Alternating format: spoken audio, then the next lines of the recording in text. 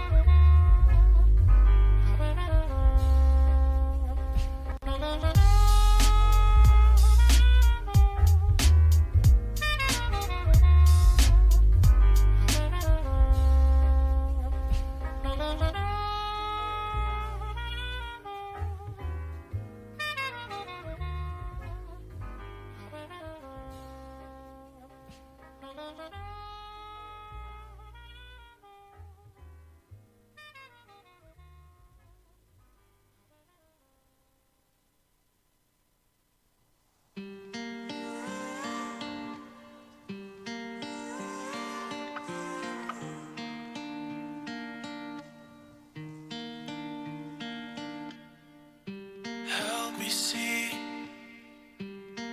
I'm blinded by your love. You follow me, but I don't know where to go.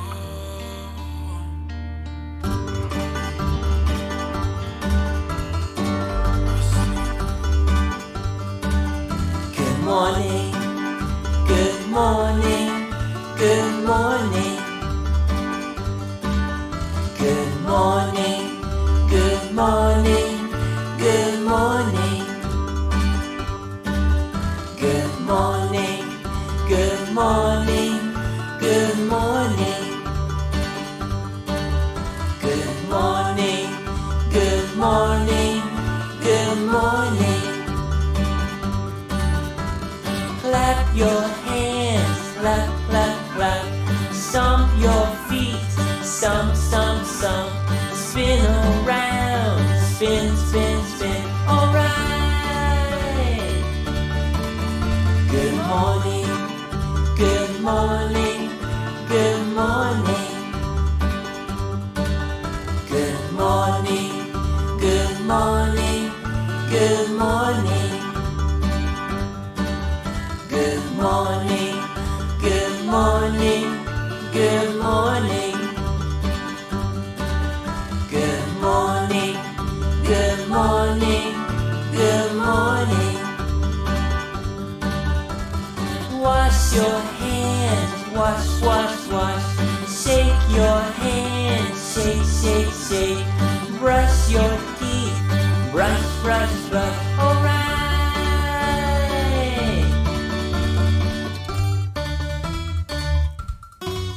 Good morning.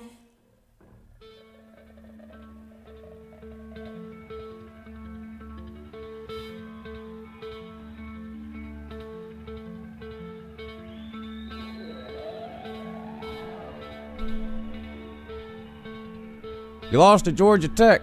It's not fair.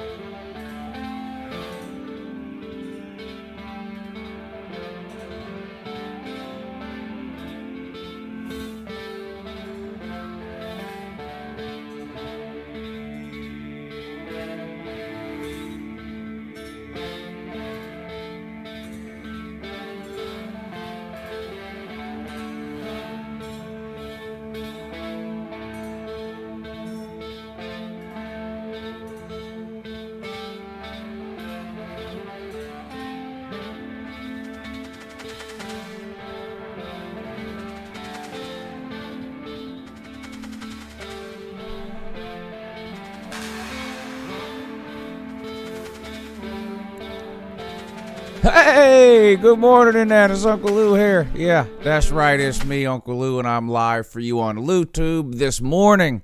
And it's really the morning this time, which isn't always the case on LouTube, which people love to remind me about in the comment section all the time. Of course, I tell them all the time, morning is a matter of perception and location. So, you know, I don't know who these people think they are telling me all the time that it's not morning. My favorite part is when like it's somebody new or something and you get to comment, LOL, it's 10 o'clock at night and this idiot thinks it's the morning time. Anyway, appreciate you guys joining me. Episode 3 of the morning show with Uncle Lou. And I managed not to delete episode 2, so we're starting out good after the epic fail that was me deleting episode 1. A lot of you here with us this morning too. Slim Shady, thank you for the super chat, sir. He says, "Woo, it's not fair, but it's not fair. Losing to Georgia Tech at home is not fair. Being the worst team in the ACC." Not fair. Not fair. But it's not fair. Thank you for the super chat, Slim. Hope you enjoy your weekend, sir. And I told Hurricane Logan last night, I think it's probably a good thing that Miami is getting out of town this weekend for that game at Pitt. It's just a lot of noise in Miami right now. Sometimes that can be a big distraction. Could be the best thing for this team is to get out of town. So I don't know. I obviously picked Pitt to win because Miami just looks like they're falling apart. But maybe they can salvage the season, win this weekend, put something together over the last 3 or 4 weeks. Beat Florida State would be. I mean, I know that's. I know you don't. Nobody wants to go 1-11. I get that, but like if Miami was ever gonna go 1-11. You all would want that one win to be against Florida State, right? So point is, a win over Florida State can at least, you know, what's that expression? If you polish up a turd or something, it's still a turd. Well, if Miami goes like 5-7 or 6-6, that's a turd. But if they beat Florida State, if Florida State is one of those 5 or 6 wins, then it's a polished up turd. So, but good luck to you this weekend, Smompton Frankel. Look here! Look! Listen! Did that hurt anyone's ears? Sorry about that.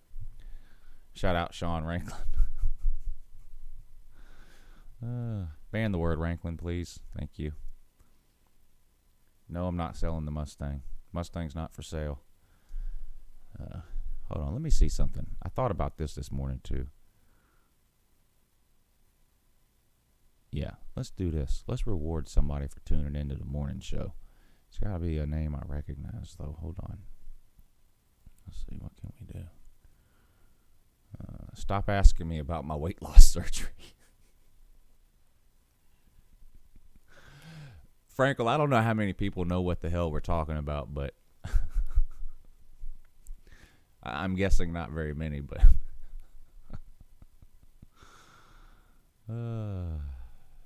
anyway.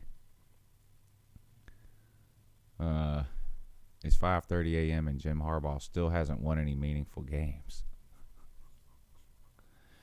Marlon, you have an Uncle Lou poster in your room? That is something serious, because I'm willing to bet that's one of a kind. I don't think anybody else can say that, sir. I think you're the only one. Anyway. Oh, I got a good one today for today in LouTube history. We'll play that in 30 minutes or so whenever Uncle Lou has to pee. If you weren't here on Wednesday, I figured out on the first morning show I ever did, I figured out real quick. You know, at nighttime I sit out here for an hour, 2 hours, 2.5 hours, whatever, straight, no problem. I figured out real quick the first time I did the morning show, I can't do that. I drink way too much coffee in the mornings.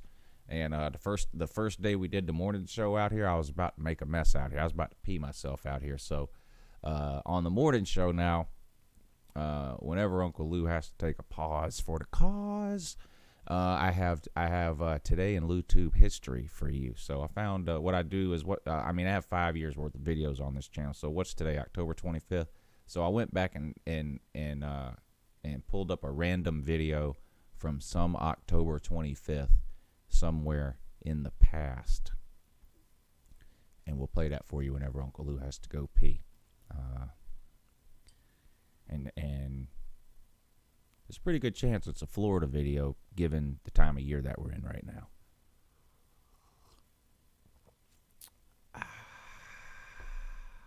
Yeah, pretty good chance of that. Slim Shady, thank you, sir, for the super chat again. He says this team is confusing. Beat number 20. Yeah, that doesn't make any sense. You beat your last 3 games. You're 1-2. You beat the best team you played out of those 3, Virginia, and then you lost to Georgia Tech, which is people thought was the worst team in the ACC.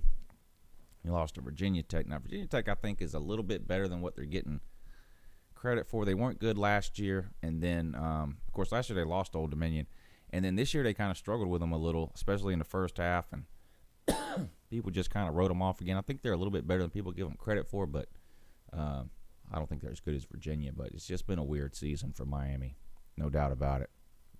But thank you for the super chat, buddy. Jared Grant, thank you, sir. He says go Jackets. Yeah, go Jackets. No, I'm not going to. Thank you for the super chat, sir. Appreciate that. Alex, what's up, buddy? He says, morning, Lou, off today. LSU versus Auburn game tomorrow. That's going to be a big one, right? I haven't added the on the nighttime show, I have that scroll on the screen that says what games I'm streaming that weekend. I haven't added that to the morning show yet. I'll need to do that. But I am streaming the Auburn LSU game at 3:30 this weekend, but that's going to be on the Patreon page. But I am streaming on YouTube all the 12 o'clock games, and there's some good ones at 12 o'clock. Of course, the big one is Wisconsin and Ohio State.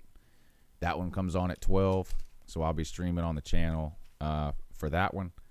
Who else plays at 12? Oklahoma plays at Kansas State. Iowa plays at Northwestern. App State, can they stay undefeated at South Alabama? Probably so. Mississippi State at Texas A&M. How many people care about that game? Not a whole lot.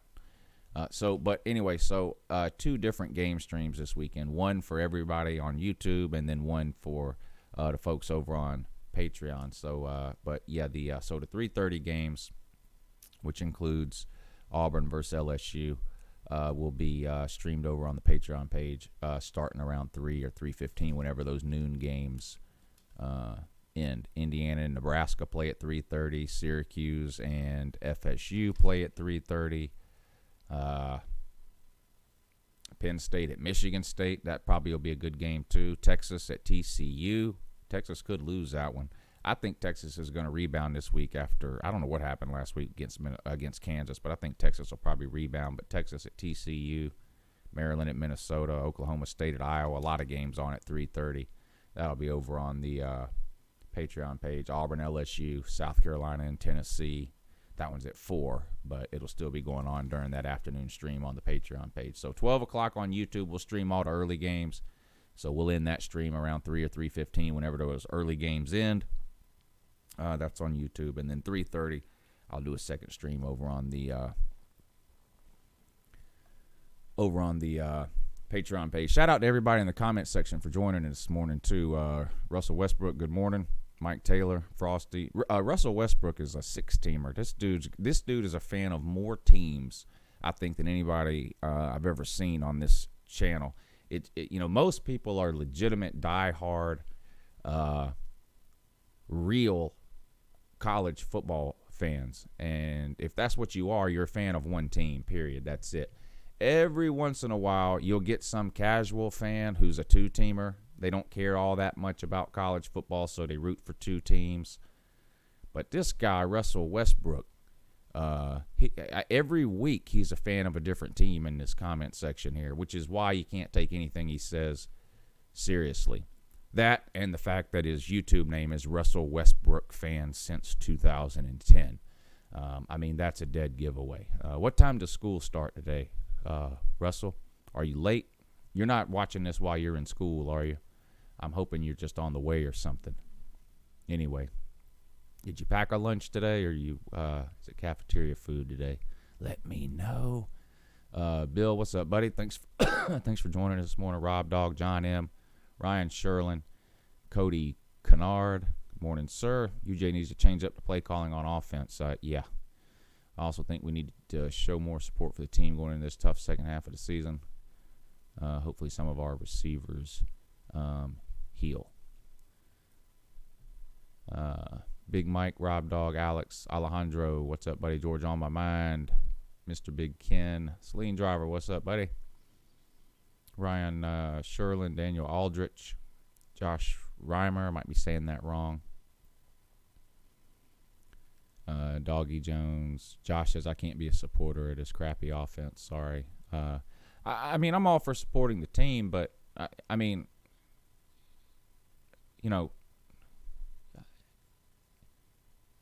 think you have to be critical when acting like there's nothing wrong with Georgia's offense is just you're just kidding yourself. So I understand supporting your team, but at the same time, you got to face reality. We scored a total of 35 points in the last 2 games. That's not good against 2 bad teams. So I hope they get it together in the off week, and I have confidence in them that they can. But I don't know. I agree with supporting the team, but there's nothing wrong with pointing out deficiencies, and we obviously have some. Rob says I'm critical of my son, but I still love him. That's a good point. Offense way too predictable. Yeah. Score prediction for the Florida-Georgia game. I don't usually come up with a score prediction until I do the hype and hate video, and I post it at the end of the video. So I haven't put much thought into what I think the final score might be in that one yet. So I don't even really want to. I wouldn't even really want to offer a guess on that right now.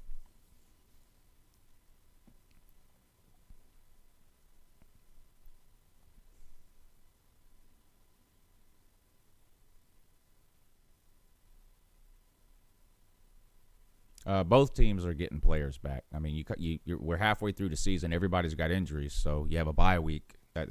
So both teams are getting healthy this week. Both teams will be close to 100% for this Georgia-Florida game. Florida was 100% going into the Georgia game last year, and then they had an injury and blamed the loss on that. So I don't know if that's what they'll do again, or if they'll blame the loss on something different this year. I'm not sure. We'll see. Any of y'all watching the World Series? I get people that ask me about baseball, particularly the Braves, all the time. It's not really that I hate baseball or anything. I played baseball as a kid up through, not all the way through high school. I played through 9th grade, and then I went to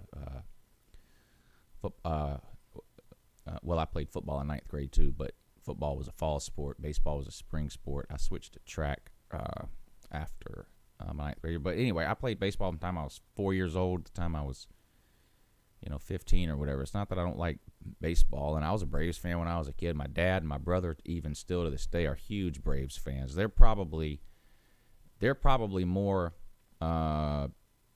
baseball Braves fans than they are anything else. They're both Falcons fans. Neither one of them are really that much into college football. Now, I mean, they'll watch college football, but my dad is probably more into baseball. My brother, actually probably my brother too, they're probably both into baseball the most, and then the Falcons after that. But anyway, so I mean, I grew up playing baseball and going to Braves games and all that kind of stuff. The older I got, the less interest I had in baseball overall, both in playing it and watching it on TV and going to baseball games. I mean, I've taken Lou Jr. to a couple of Braves games. I took him to one. The first game I took him to was actually in New York against the Mets.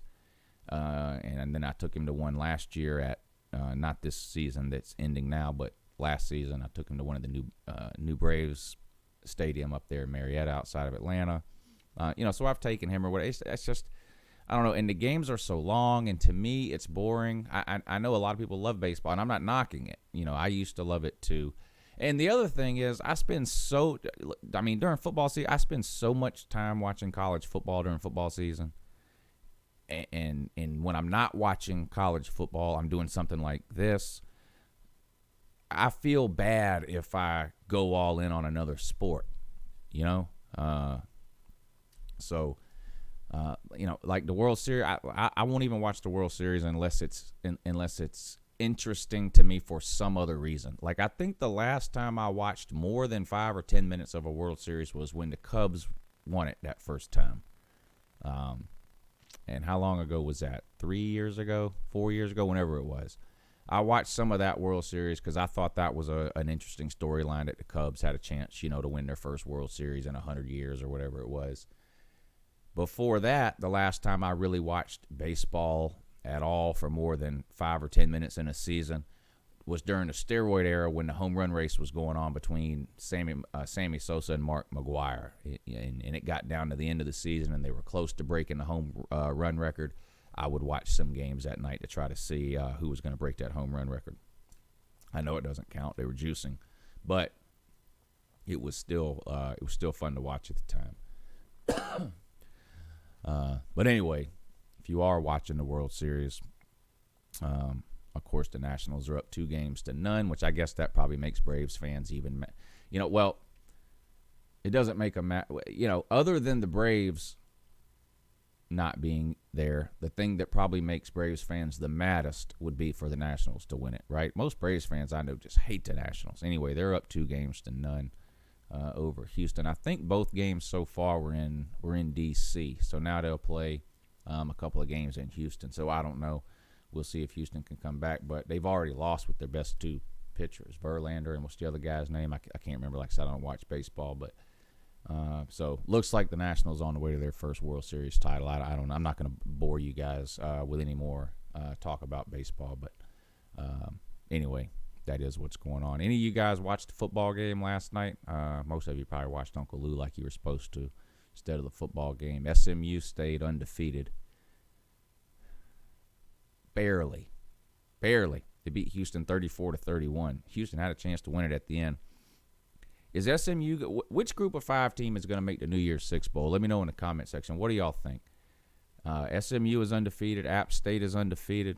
Who else is there? Central Florida's got 2 losses. They're done. Memphis is okay. Boise State is okay. Who else is there? I think it's going to be SMU. I'll be honest. They're ranked higher right now than App State is, and it would be hard, I think, for App State to pass them, I think. It's possible, I guess, but we'll see. But anyway, who do y'all think, which group of 5 team do y'all think it is ends up making the New Year's Six?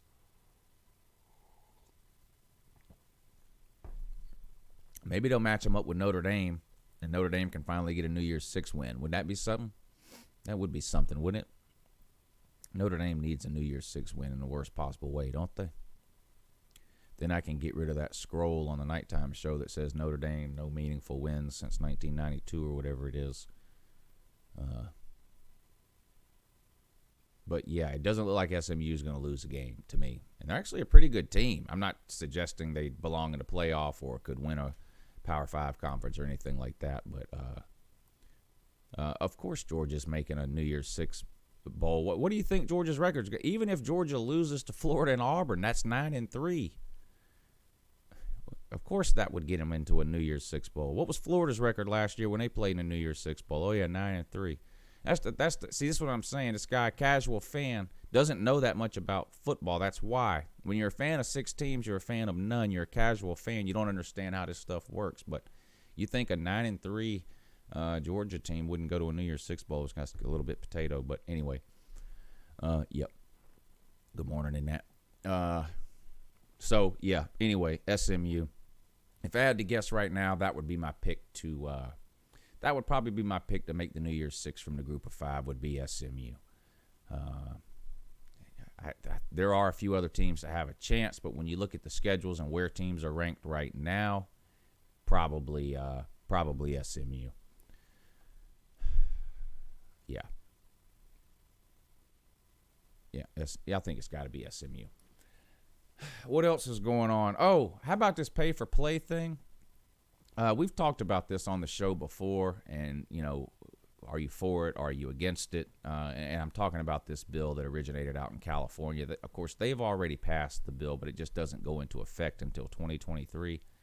And technically, I mean, it's not paying the players. It's not like the colleges are going to be paying the players' salaries. It just gives the players the rights to their name, image, and likeness. So, they can sell an autograph if they want. They can get an endorsement deal if they want. They can be in a commercial for a car lot down the street from campus if they want, and be compensated and paid for that kind of thing. And California was the first to do it. Of course, that, like I mentioned, they've already passed a law. It goes into effect in 2023. But there's a handful of other states now that bills are working their way through the state legislatures, very similar bills to what they did in California, and most recently Georgia. The state of Georgia has introduced a bill similar to the California bill, allowing players, to profit off their name, image, and likeness. But so this might not be the complete list. These are the ones I know off the top of my head, though. Georgia, Florida, New York, South Carolina, and Minnesota. I know those states for sure have introduced a bill very similar to the California bill that would allow players to be compensated for their name, image, and likeness. I'm not against I'm not against it in theory. I'm just worried that it can't be regulated. It can't be policed. Look how strict the rules are now within the NCAA, and people still find ways to get around them all the time. So let's say if you can sell your autograph, as a college player, if you can sell your autograph, what's to stop a booster for Georgia or any other team, Alabama, Ohio State, Southern Cal, South Carolina, Florida, whatever? What's to stop a booster from paying a high school kid $100,000 for his autograph his senior year in high school to get him to commit to that school? What's to stop that from happening? And if you're going to tell me, well, nobody would pay $100,000 for an autograph, well, then what is this I hear all the time about schools paying players? So of course it would happen. And so it's not that I'm against a player having the right to sell his name. I'm just worried that once this door gets cracked open, there's no closing it, and there's no real way to police it or make it fair, and it's just one step closer to college football becoming NFL junior. And if there's one thing I've learned from doing this channel over the last 2 or 3 years, is that the overwhelming majority of college football fans are college football fans for a lot of reasons, but one of those reasons is because it's not the NFL. A lot of college football fans don't like the NFL. I tell you guys all the time, I don't have an NFL team. I'm a fan of some players in the NFL. I don't watch the NFL like I do college, though. On Saturdays, my day revolves around college football. But on Sundays, I don't set aside time on Sundays to sit around and watch the NFL. If I happen to be home and there's nothing going on and I've done whatever it is I need to do and there's an interesting game on, maybe I'll watch it for a little bit. But I'm not that big of an NFL fan. I follow players. I don't follow teams. And even the players that I like to watch in the NFL are players that I followed into the NFL from liking them in college. So I'm just worried that every change, it's just these incremental changes in college football turning it more and more into the NFL. I mean, 4-team playoff. You already know the 8-team playoff is coming. It's just, whenever this TV deal expires, when? 2024, 2025? It's coming. 8-team playoff. That won't be enough. That won't satisfy people. What do they say now about the 4? There's two things, two arguments they make about the 4-team playoff and why it needs to go to 8, right? The first argument is 4 teams is not enough because a lot of years it's too hard to differentiate between the 5th team and the 4th team. Who should be in, who should not be in. We have to expand to include more teams, right? You hear that all the time. And then the other one you hear, money. They're making millions of dollars off of 2 playoff games and a national title game. How many more millions could they make if they expanded it to 8 teams? Well, guess what? If you expand it to 8 teams, what about the 9th place team? How do you differentiate between the 8th place team and the 9th place team? So the point is, listen, college football is never going to be completely objective like the NFL is in terms of who gets into the playoffs. There's too many teams. You can't set up you can't schedule in college football the way they do it in the NFL. You just can't do it. There's just no way. There's just way too many teams. It will never be quote unquote fair. It's just impossible to make it that way. It's just impossible to make it that way, I think. And I'm a college football fan.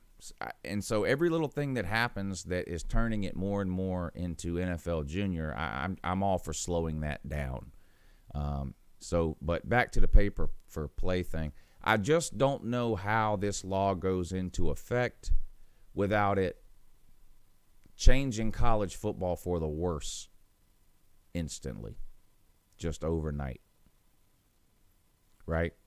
And this is going to cause problems within teams too, I think, because one of the main arguments you hear for players being paid is that, these universities and the NCAA and the TV networks are making millions and these kids aren't making anything. They deserve to share in some of that profit. Well, they're still not sharing in any of that profit under these new laws.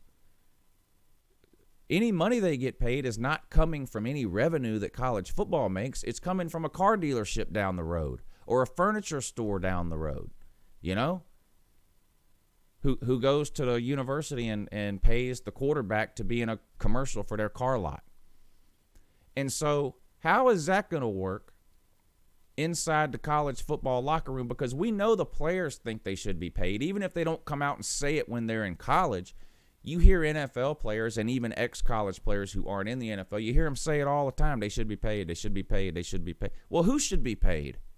The quarterback, the running back, the wide receiver, and the star linebacker? Are those the only 4 players on the team that should be paid? Because under this California law and these other laws that all these states are trying to pass now, which is just like the California, that's the only players that are going to be paid. That's it. That's it. No one is paying the left guard $100,000 to come shoot a commercial at their car lot, are they? No. And that's the starting left guard. So do you think for 1 second that the walk-on kicker is getting put in a car commercial? No. They're not. What about the 5th DB? What about the nickelback? What about the DB that comes in on third downs? He getting paid anything? Nope. The center? No. 99% of starting defensive tackles in college football going to get paid anything off of these new laws? No. Nope. About what percentage of college players are actually going to benefit from this rule? 1%? So I don't know. We'll see. The California bill doesn't even go into effect until 2023. These other states, none of these laws have been passed yet. They're just working their way through state legislature. So we'll see what they do in terms of when they try to put this thing into effect. I don't know what the NCAA is going to end up doing. I mean, the NCAA's position as of right now, as it pertains to California, which is the only state to pass one of these laws, is, well, if you do that, any school in the state of California is barred from postseason play. That means no March Madness, no bowl games, no College World Series, and whatever, anything else. So I don't know what's going to end up happening. I guess we'll see. So I don't know. Like I said, I'm for anybody getting paid anything they can, but I don't want to see college football get ruined. And can we just stop pretending that college players don't already get paid? So listen, when you hear somebody say this isn't fair, and I can't stand when they bring up you got some people that compare this to slavery. Get real. There isn't a single player in college football who was dragged off of a continent somewhere 10,000 miles away and drug over here against their will and forced to play college football. Stop it. You sound ridiculous when you make that argument. You sound completely ridiculous when you make that argument. And besides that, can we just stop pretending that they're not getting paid? How much is tuition? Okay? How much is room and board, meals? They're treated like royalty for 4 or 5 years, however long they're there. Plus, they get a stipend now, and as of 4 or 5 years ago, whenever that change went into effect. So they're getting money in their pocket. They're getting their education paid for. So when you hear people say, I think college players should get paid, what they're really saying is they think college players should get paid more. And here's what's funny. I hate to get political, but I'm going to do it anyway. Whenever the debate comes up about raising the minimum wage, there's a certain group of people that you'll always hear. They'll make this argument here. If you don't like what you're getting paid, get a different job. You guys have all heard people say that. You might be somebody that has said that yourself, right? They don't need to raise the minimum wage $15. Why? If you're not earning a livable wage or you don't like the amount of money you're making, go get another job. Well, hey, football player. Hey, college football player. Hey, guy that thinks college football players should be paid more. Hey, if you don't like what college football players are being paid, go play something else. Go get a different job. That's what I mean. What's the difference? So anyway, now that I let me get out of that rabbit hole before subscriber numbers start going down. That's why I had to stop doing tinfoil hat videos. Listen. I can talk for an hour straight and just completely dog somebody's football team. They'll sit there and take it. You say one thing that somebody takes the wrong way politically, they're done with you forever. So let me move on from that. Today in LouTube history, while Uncle Lou goes and takes a pee break, and then we'll get back to the show. Today in LouTube history, this is from October 25th, 2016. Enjoying that. You know, this game has always been called the world's greatest cocktail party.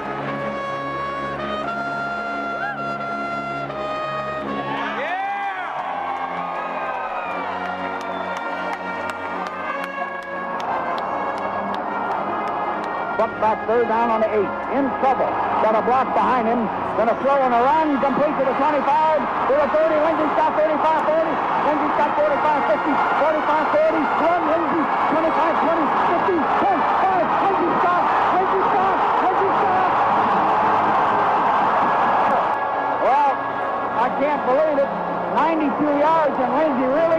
foot race. I broke my chair. I came right through a chair, a metal steel chair with about a 5-inch cushion. I broke it.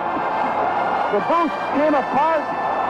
The stadium fell down. Now they do have to renovate this thing. They'll have to rebuild it now.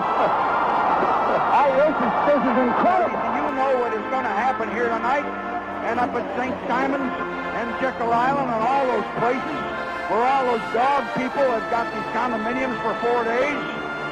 Man, is there going to be some property destroyed tonight. 26 to 21. Dogs on top. We were gone. I gave up. You did too. We were out of it and gone. Miracle.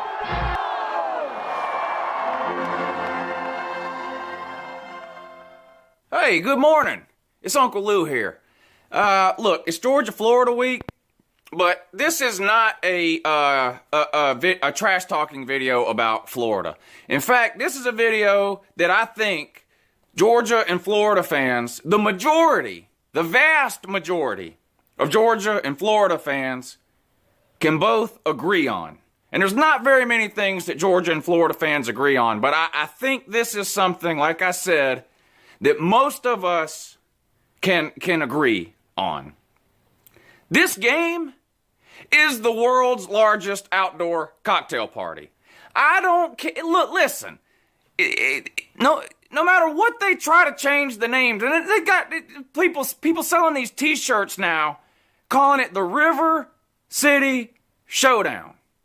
No, it's the world's largest outdoor cocktail party. It will forever. Still coughing. It will forever be known as the world's largest outdoor cocktail party to true Georgia and Florida fans. This PC crowd, whoever it is that's behind this push for the last 5, 6, 7 years, whatever it's been now, to try to keep people from calling this game the world's largest outdoor cocktail party. It hasn't been working before. And trying to come up with some sort of new moniker now, the River City Showdown, that's not going to work either.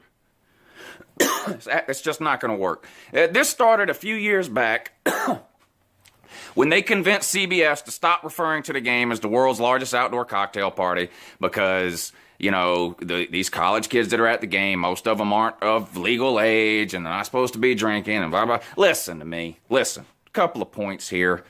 College kids are going to drink regardless of what you call some particular football game. That's number one. Number two, anybody that drinks just because this football game has the phrase cocktail party in it has some serious issues. I bet you can't find I bet you can't find one single person who's going to say, you know what? I never drank before. I was against drinking. I never wanted to drink. I was never tempted to drink until I found out that the Georgia-Florida game was called the world's largest outdoor cocktail party. And now I just can't help myself. No, that's ridiculous. It's ridiculous. And I don't know, whoever's behind this River City Showdown, the people that got CBS to quit referring to the game as the cocktail party. Listen, it didn't work back then. This isn't going to work now. You can call something whatever you want. It doesn't change what it actually is. And this game is the world's largest outdoor cocktail party. It will forever be known as that to me. Most everybody that I know that's a Georgia or Florida fan still refers to this game as the cocktail party. And they always will. They always will. Changing the name of something isn't going to change generations of Georgia and Florida fans who have been calling this game the cocktail party. I mean, look, I can take a dump in a bucket and call it fried chicken. It's still a dump in a bucket. Okay? You could call something whatever you want. It's not going to change. This is the largest outdoor cocktail party. Period.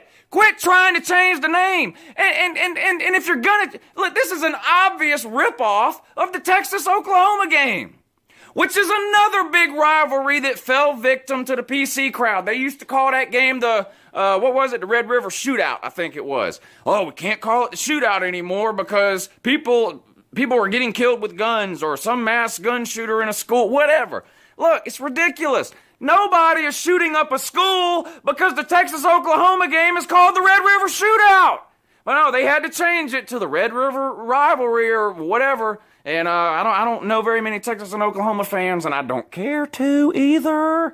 But I'm willing to bet that the majority of those people still refer to it as the Red River Shootout or whatever the hell it's called. I don't know, because like I said, the Big 12 is a complete joke. Shouldn't even be a Power 5 team. I don't want to get started on that. It could be a whole nother video.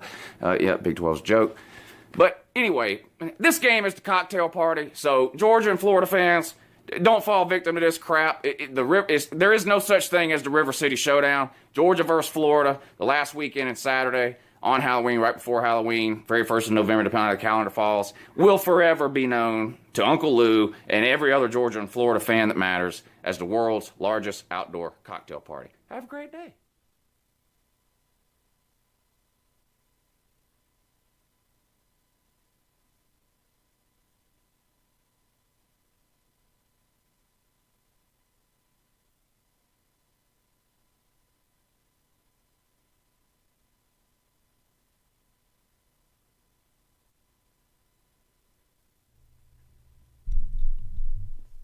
Yeah, and two.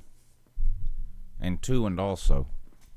Yeah, I decided to time out the Russell Westbrook fan. When you pick a team, we'll let you come back and start commenting on this channel, but until then, you just take a little break. I saw somebody asked about Russell Westbrook being a cross-dresser. I know one of his teams is Auburn. One of his teams is Auburn.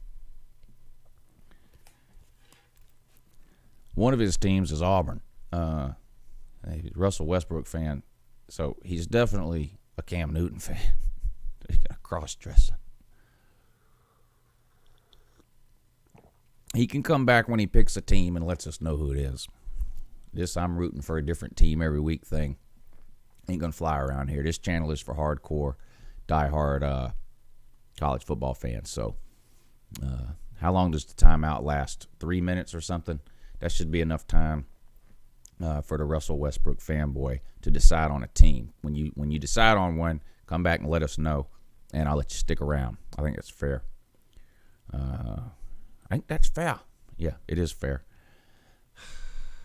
What about this LSU booster sentenced to 33 months in prison? Did you guys hear about this?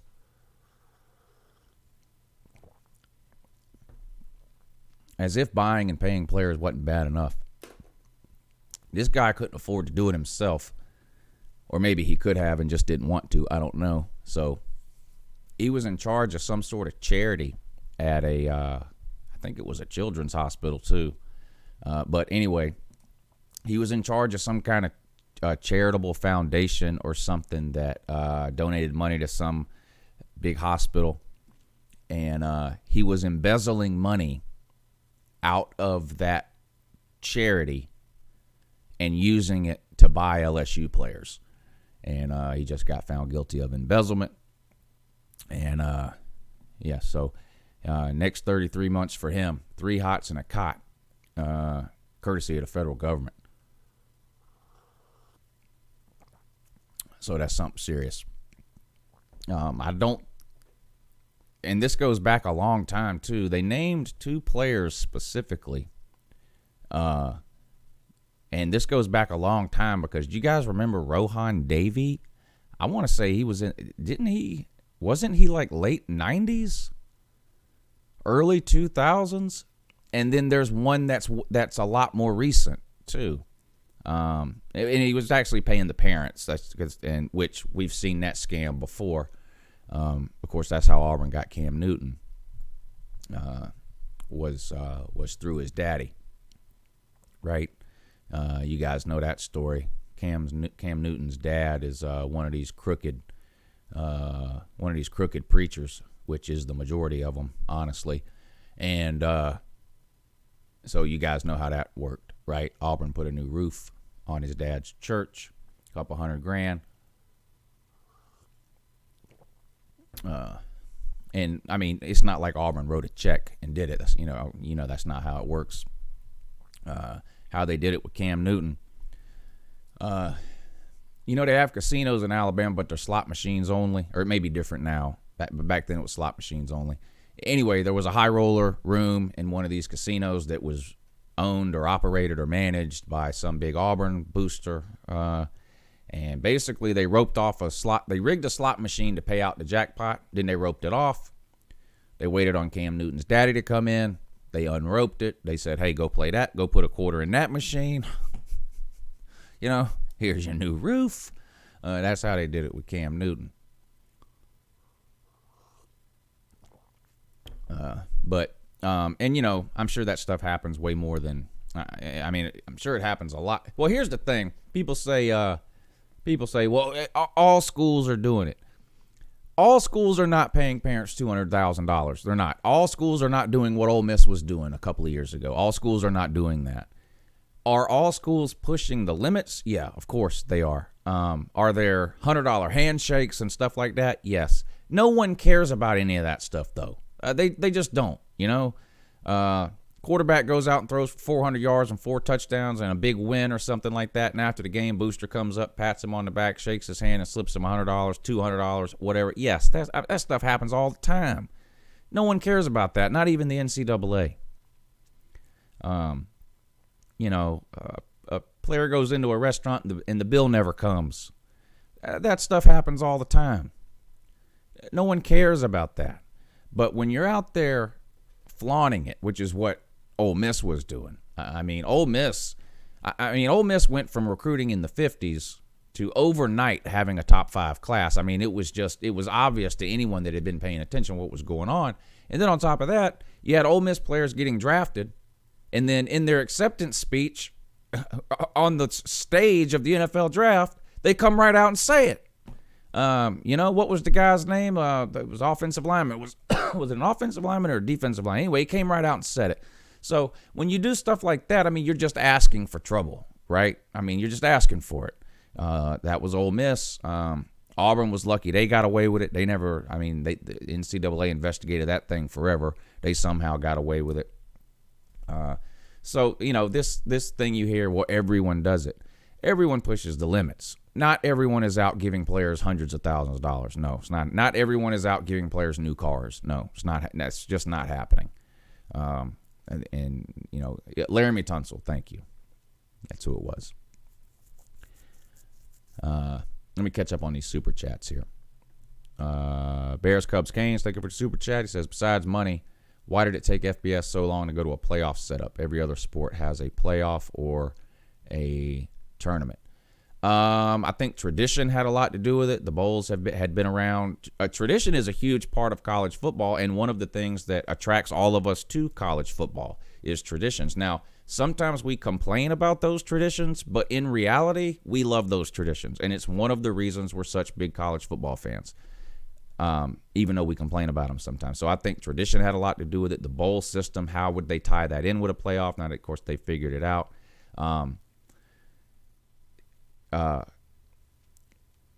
And how many teams do you do? I know FCS does the playoff. So I guess technically there's a way to do it and it can be done. But here's the other thing. Look at all the playoff games we've had so far since 2014, okay? I want you to think how many first-round playoff games have been close games.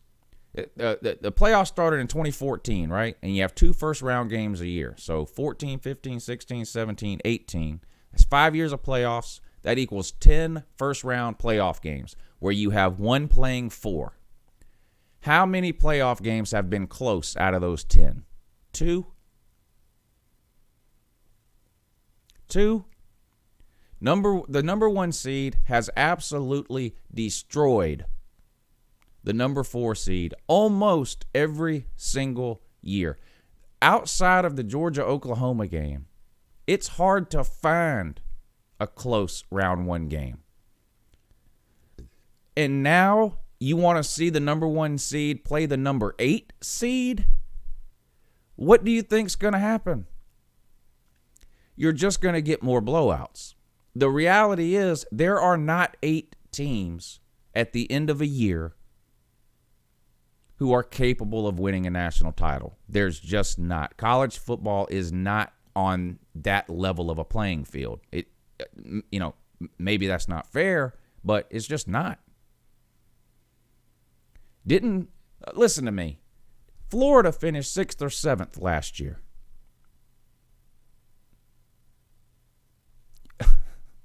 What do you think Florida would have done in the playoffs last year? Come on. I should pull up the final rankings. But how many there's not 4 teams that have a shot to win the national title at the end of the year. Why are there 8?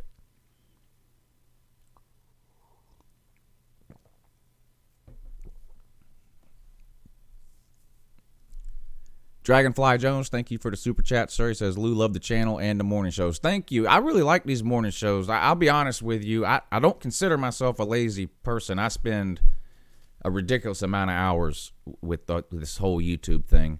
But these morning shows are by far the easiest thing I do on this channel. The videos that I make and upload, it takes me way too long to make those videos. And part of it is because I'm just funny about the editing. And I'm not the world's greatest editor by any means, but I'm just real picky about certain things. It takes me entirely too long to make those uploaded videos. Even those preview and prediction videos that I do, those things take me anywhere from 3 to 5 hours, depending on.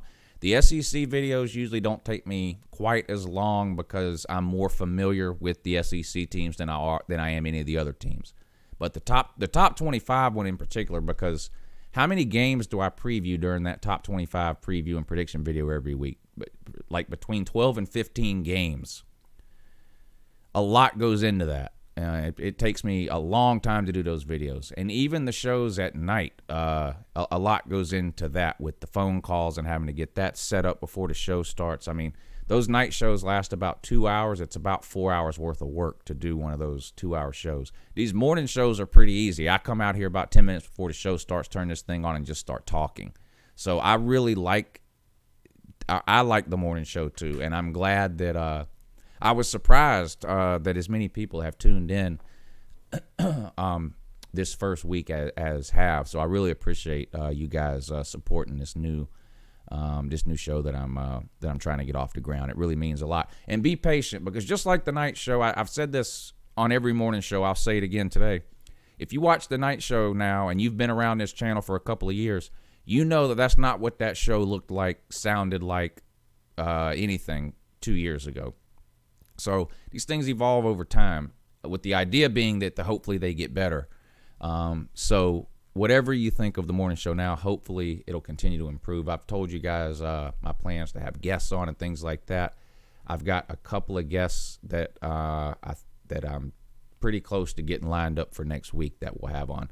They probably won't be on for the whole show. I guess it just depends on what we're talking about or how it goes or whatever. I don't want to say who they are yet because one of them is on Monday, but he's only like 90% sure he can do it, and I just don't want to say who it is until he tells me for sure. The second one we haven't talked about a day yet, but I'm hoping obviously Wednesday or Friday.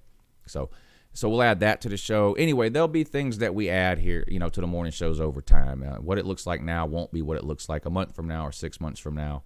It'll evolve over time, just like the nighttime show did. But I'm really enjoying these morning shows, so I'm glad you guys are too. Bill, thank you for the super chat, sir. He says, hey, from Clearwater, Florida, originally from South Georgia. Dig the channel, Uncle Lou. Keep the content coming for us diehard college football fans. Go Dog. Yeah, thanks, Bill. I appreciate it. And I hope a lot more of you will stick around during the offseason this year, too. We had a lot of fun. Last offseason was probably the most fun I've had in an offseason football-wise. It was the first offseason where a lot of people did stay around year-round.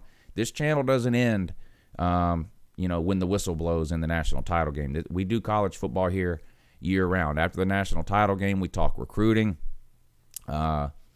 We talk, who's going pro early. We talk. The NFL draft is probably the time of the year where we talk the most NFL around here, because we talk about the college players and where they might get drafted. I do a live stream during the draft every year, and then we spring games take up 4 or 5 weeks. So we do college football here year round, and I have a lot more time in the off season to do some more creative things that I don't really have time to do during the season because the schedule's so tight. But we have a lot of fun around here. So if you're new to the channel, or if you're one of the people who usually go away in January and come back in August, I hope you'll stick around this off season because we have a lot of fun here. And I'm going to keep this morning show going year round too.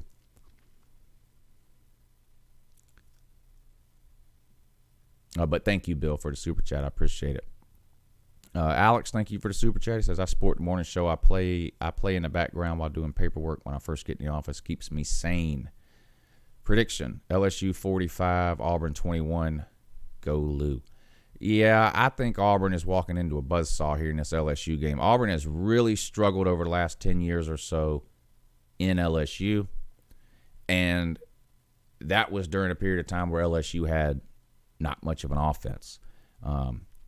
So it's hard to see Auburn winning this game on the road against what most people think is a better team.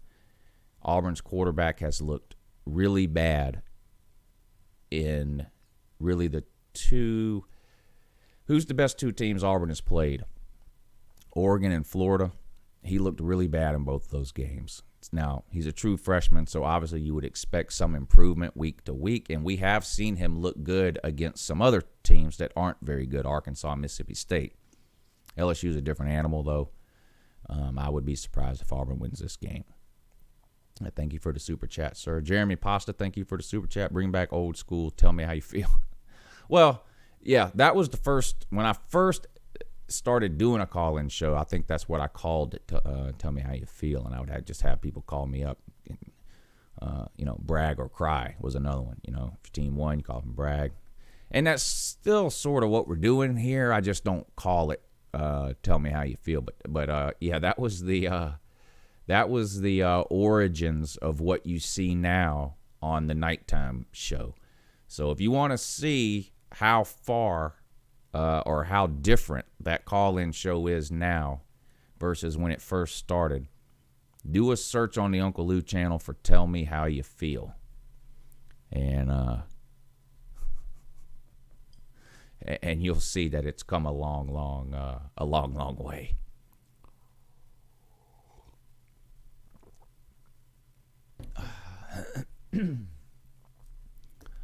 Y'all follow Lane Kiffin on Twitter?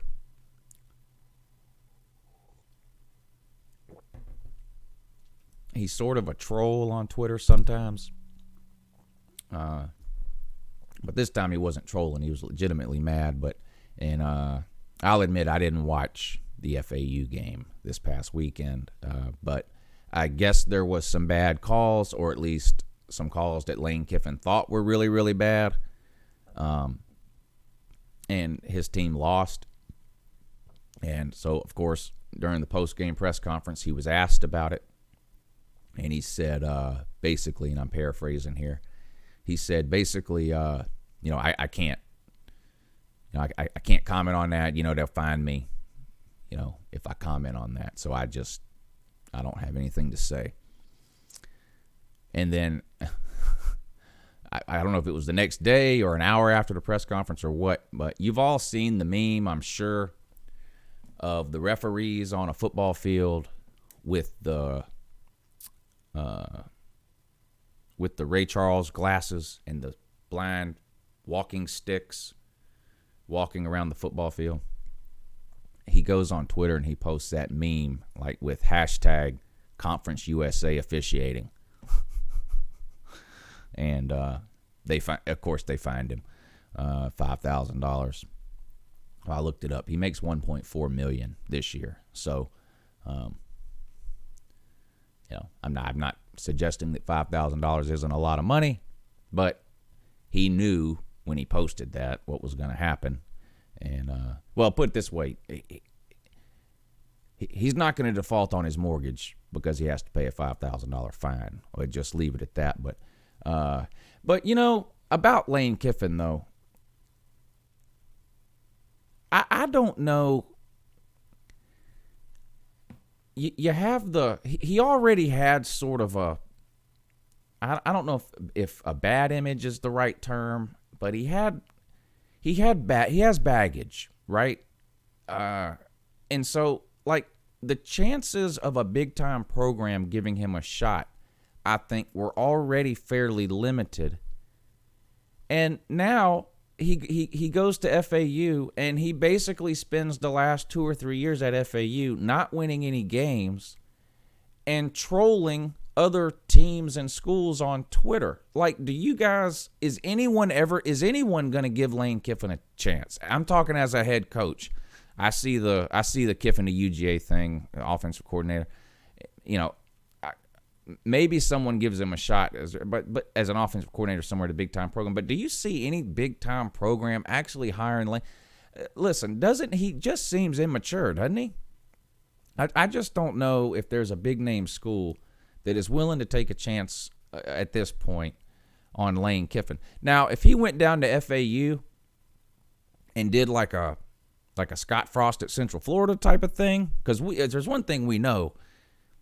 When it comes to football decisions, whether it's coaches or players, teams, whether it's college or the NFL, teams will overlook a lot, right? Teams will look the other way on a lot of stuff if you're a coach and can win a lot of games, or if you're an elite player. And Kiffin's down here, and he's not winning any games. So on top of all the baggage that comes along with Lane Kiffin, the immaturity, the constant trolling that he does on Twitter. Listen, trolling is fun here for us to do. Hell, it's fun for us to go troll on Twitter. We're not Lane Kiffin. Okay? So I don't know. Maybe he's just made up his mind that he's just never going to get another job, and so he's just like, screw it. I'm just going to act like a paid troll on Twitter. You know, he's like Danny Cannell. That would be like somebody going out and hiring Danny Cannell as a head coach. No, Danny Cannell's a paid troll. No school's hiring Danny Cannell. Stop it. I don't know.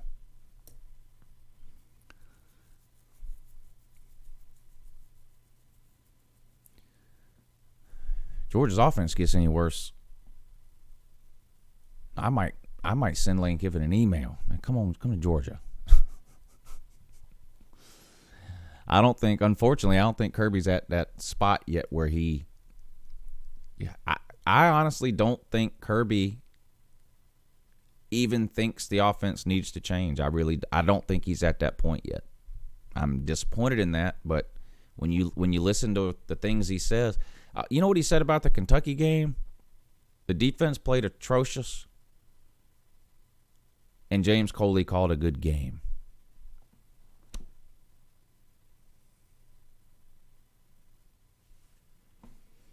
So I think Kirby Smart thinks that, offensively anyway, Georgia just needs to do what they do better. I don't think he's at the point yet where he thinks they need to change anything of what they do. And, I love Kirby Smart. He's got my support 100% still. But some of his press conferences are unwatchable. I've got to the point now where I can't even watch him anymore. I get so mad watching his press conference. I mean, all coaches dodge questions and do the whole coach speak thing and that. Some of the stuff Kirby Smart says literally makes me want to punch my phone when I'm watching it. Like, it makes me so mad. The whole thing last year about the plan is there is no plan. First of all, you make $5 million a year to have a plan. Don't come out and tell everybody the plan is there is no plan, especially when it appears that was true. Like, that wasn't coach speak. Like, I remember saying last year that's probably the realest thing Kirby Smart has ever said. Like, because it literally looked like the plan was there was no plan. But don't come out and admit it. And now this year, our defense, I mean, we're top 5, top 10 in every defensive category known to man. We haven't given up more than 2 touchdowns against anybody we've played on defense. We haven't given up a rushing touchdown all year. We're the only team in America that can say that. We go out, we beat Kentucky 21-0. The defense dominates the entire game. The offense doesn't even get to Kentucky's side of the field until halfway through the third quarter. And we win 21-0. And he comes out and says the defense was atrocious and James Coley called a great game. And I'm saying, what? Wait a minute. What? It's almost like a Butch Jones thing. I'm not comparing Kirby coaching-wise or recruiting-wise or anything like that to Butch Jones, but like, as a Georgia fan, I loved watching Butch Jones' press conferences because he was a Tennessee coach, and I knew he was going to give me something to laugh at. But Kirby Smart's the Georgia coach. And I'm tired of hearing stuff like this at his press conferences. I mean, I hope he's just lying when he's saying all these things about how the offense appears to be doing things right and all this. Like, I hope he's just lying, like to try to make the offense feel better or something. But he definitely screwed up by not going out and hiring an offensive coordinator. I mean, that's obvious. I don't know how anybody can disagree with that. Take the whole Jake Fromm debate out of it. Whether you love him, hate him, forget about Justin Fields, all that. I don't see how anybody can look at James Coley and go, man, I sure am glad Kirby Smart promoted James Coley from within instead of going out and hiring a real offensive coordinator. I don't think there's anybody saying that at this point. I mean, and if he's not going, unless I don't see how, to me, the changes that need to be made to Georgia's offense can't be made during the season. I think the offense needs a complete overhaul, like Alabama did a few years ago, like LSU did this past offseason. I just think the offense needs a complete overhaul, and I don't think that can be done during the season.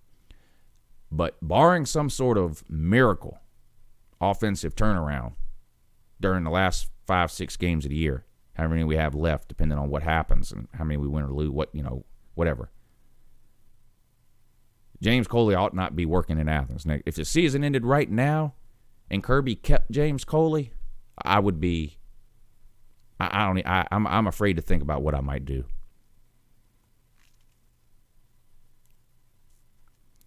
Kirby's a defensive guy. He's got to go out and hire an elite offensive mind. You can't be promoting these coffee boys from within just so you can boss them around and force them to run the ball up the middle 80% of the time because you're conservative. You can't do that. Can't do that. Anyway, it's 9:16, so I think I'm going to end the show today so I can get started on today's video. But I appreciate you guys watching. Don't forget College Game Day Live with Uncle Lou tomorrow at 9 a.m. Eastern, right? Here's the whole schedule for this is the live stream schedule, every week. Keep in mind this coming Thursday is Halloween, so there won't be a call-in show. There won't be an Uncle Lou Live Thursday night. But this is the live show schedule going forward. Minus the game streams that I do. And again, if you weren't here earlier, I am streaming at noon this Saturday, all the early games. So Wisconsin, Ohio State, and all the other games that are at noon. That's on YouTube too. So a lot of the game streams and the reaction streams that I do are only on the Patreon page. I'm doing 2 different streams this Saturday, and the first one will be on YouTube, so everybody can tune in whether you're on the Patreon page or not. So. And there's a lot of good games on at noon. So I'm going to stream from about 11:45 or 12 till the end of those noon games. So 3:15, whenever those noon games wrap up. And the big game, of course, during that time slot is Wisconsin, Ohio State. That'll be on YouTube for everybody to see. And then Saturday afternoon, after that stream ends, I'll take a 10-minute break. And then I'm going to stream the afternoon games on the Patreon page. So for all you that are members over there on the Patreon page, we're going to do that around 3:15 or 3:30. And, of course, the big game during that time slot is Auburn at LSU. So this is the live show schedule, not including the game streams, because the times and all that stuff for the game streams change every week. But this doesn't change. That live show schedule doesn't change. So today's Friday, tomorrow's Saturday, so 9 a.m. College game day. Watch with Uncle Lou. Yeah, you have to. All right. I appreciate you guys watching, and we'll see you again real soon.